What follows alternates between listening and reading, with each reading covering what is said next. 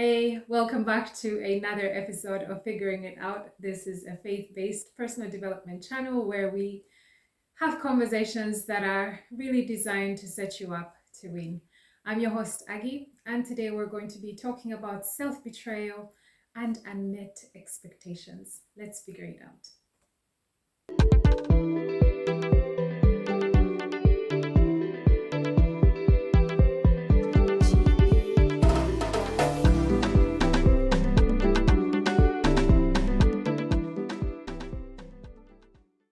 Welcome back, guys. So today we're going to be talking about self-betrayal and unmet expectations. Before we get into the episode, as always, I encourage you to subscribe to my channel, to like and share, and just spread the word so we can get more people winning.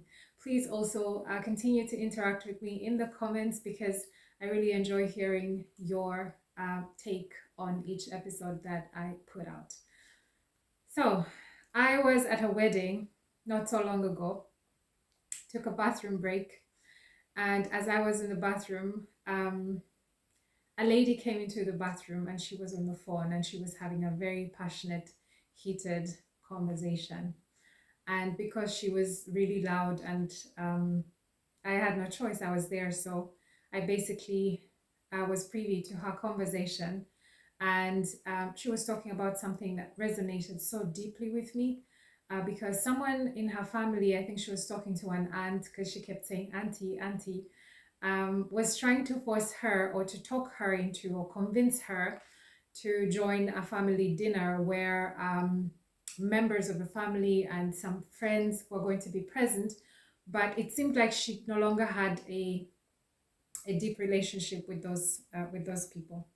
So she was talking about how for the longest time she had been very miserable because when those events came up, she always forced herself to go, even when she didn't feel like going. She did not feel comfortable with the fact that, these people liked to brush things over and always act like everything was perfect, even when there were things to be fixed and talked through. So I was in the bathroom and I was literally inside my toilet cabin, and she was having this conversation throughout her bathroom visit. She washed her hands while talking. She went into the toilet while talking, and I was listening that entire time. It's very funny how God sometimes can minister to us in the strangest ways, because for me, the whole conversation was like a whole sermon. And it also tied in very well with the episode that I shared last week about feelings and emotions and our need to control, to handle, I don't want to say control, but to handle our emotions. Anyway, so her auntie kept insisting.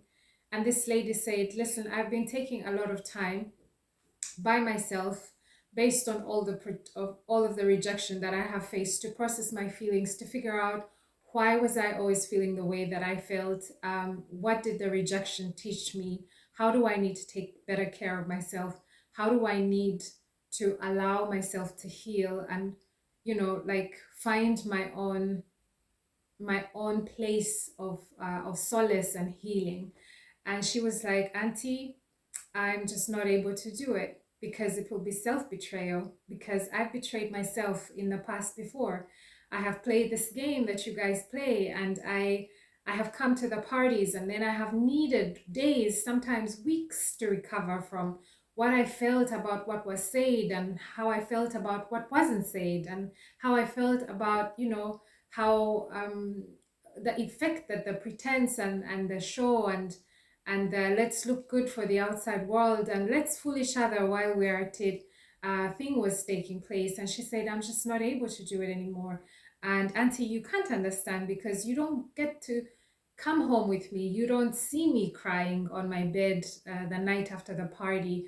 But I'm a grown woman now and I have kids now and I have a responsibility to be true to myself and to be in sync with myself. And that doesn't mean that I don't love my family. It just means that we don't resonate, we don't vibe on the same level.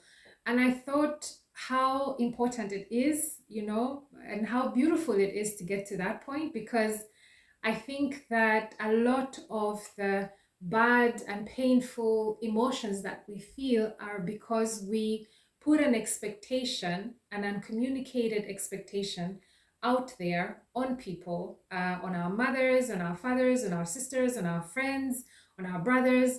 We expect them to understand what we need, even though we haven't communicated it. And even when we have communicated it, we expect them to understand it, to meet our needs, to meet all of our expectations. And that is where we get screwed over, because the minute they don't, which is majority of the time, we feel a certain way. Um, and actually, what happens in that moment is not so much that they disappointed you, it's that you disappointed yourself by putting wrong expectations on people. I think I've said it in previous episodes before that the only person you should put expectations on is yourself. Set everyone else free. I know that is so hard because, we come into this world and the world teaches us how to put expectations on people because the world puts expectations on us. Our parents have an idea of what we should become when we grow up, what we should study, the kind of friends we should keep, the religion we should follow, and so on and so forth. And so we are basically conditioned to meet other people's expectations, and we therefore fall into the trap of thinking that other people will meet our expectations as well. So part of becoming free is learning how to stand up for yourself. And standing up for yourself doesn't mean that you're judging the other person, that you're saying they're bad, because you don't know their side of the story. You don't know how they are perceiving things. You don't know how they are perceiving you. Perhaps they are feeling just as offended as you are feeling. Maybe they are feeling just as rejected as you are feeling. But for the start, that's really not the point. The point is, are you in sync with yourself? Are you being true? Or are you being hypocritical? Are you playing pretend?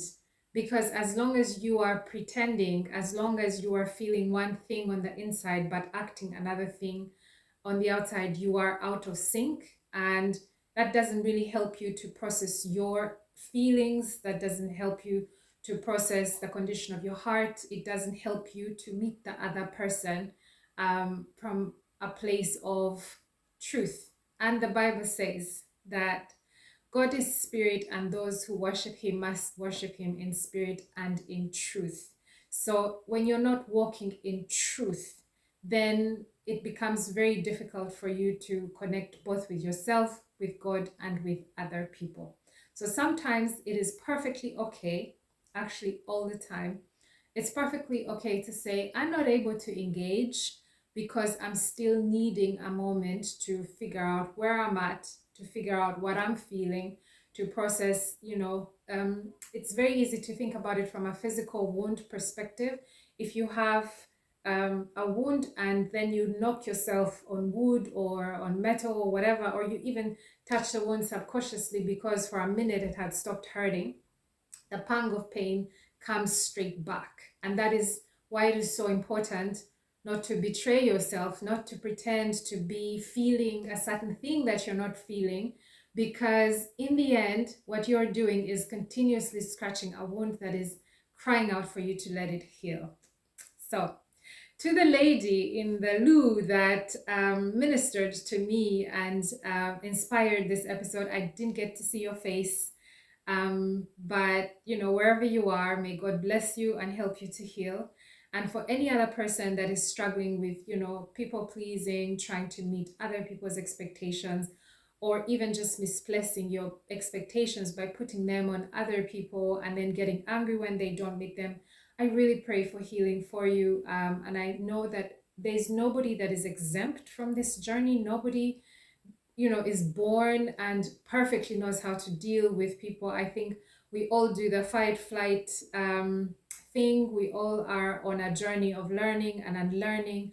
We've all disappointed some people and have been disappointed by people, but the most important thing is not the thing that went wrong. It is what you have learned from the thing that went wrong, and how you are taking those learnings and shaping your way forward in a way that's really going to minister first and foremost to yourself. Because the Bible also says, love your neighbor as you love yourself. if you do not learn to honor your own voice, you are not yet in a place where you're loving yourself. And so you are, as long as you are disappointing yourself, you are definitely going to disappoint other people. Now, I know many of us suffer from the Messiah syndrome, and we think if we don't show up, if we don't act a certain way, the world is going to fall apart. I'm sorry to disappoint you. The show always goes on. So take care of yourself. Let life mean more. Be true, because people might not always tell you when about how they feel and how they perceive the fakeness that you put out there, but they feel it. And you yourself also know that when you are not coming from a place of deep truth, the person on the receiving end feels it. So yes, you might pose for pictures. Yes, you might toast. Yes, you might look like one big happy batch of people, but you yourself are the only one who knows how you are feeling on the inside. And that is what truly matters. And that is the place where you feel most connected to God. You know, when you worship in spirit and in truth. And worship is a lifestyle, it's not a momentary thing. That means that you basically have to walk every moment of your life challenging yourself to be as true to yourself and to God as you possibly can be. Because the strangest thing about life is that God, He gave us eyes to see the physical, but the spirit sees the spirit, if that makes sense. And so it's most important that from a spiritual perspective, you are centered and you are, you are connected, to your inner man and to your inner voice, and you're honoring that space. Any kind of snapping, anxiety, anger, restlessness that you feel is because of being out of sync from a spiritual perspective. So with that, I will stop there and hope that this episode is, going to help you to be truer to yourself, and to let go of expectations on other people, put the expectations only on yourself. And I hope that as you put the expectation only on yourself, you're actually putting the expectation not so much on yourself to meet other people's expectations, but to meet your expectations, like to be true to yourself, to get in sync with yourself, to hear your voice and to honor your voice, and not to mute your voice for the benefit of others. Because I really think the truest gift we can give to others is to be our best selves and to love ourselves and to be in touch with ourselves. And from that place, we actually give other people the freedom to be themselves as well. And it's very hard for someone who has not yet accepted themselves to learn how to accept others. Okay.